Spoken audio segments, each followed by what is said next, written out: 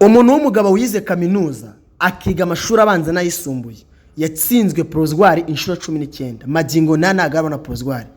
Cyakoze twarahuye ejo bundi nagiye muri expo ku cyumweru, ariko amateka y'amaye narumiye pe, kandi ngo yajyaga anyuzamo akajya no mu ishuri yakigaho gatoya, ariko ngiye kumukora amateka hano.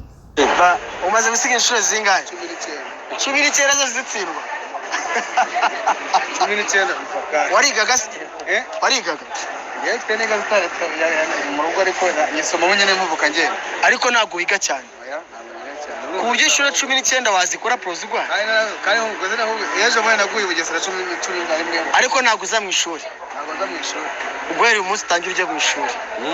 Nokore wajya mu ishuri, iyo wagiye mu ishuri prozwari irakorora cyane. Ukora ishuri imwe gusa.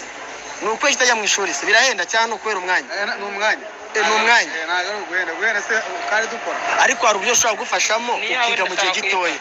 Niyo ya Mr 5 cyangwa se icyumweru 2 iminsi 10 wakiga mugakora prozwari. Kwigomwa kandi ntabwo yiga iminsi yose. Ushobora kuba ati ngiye kwiga uno munsi ejo nzagaruke.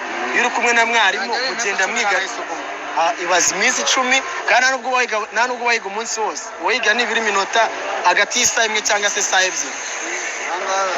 Inshuro 19 ari nyinshi wangu.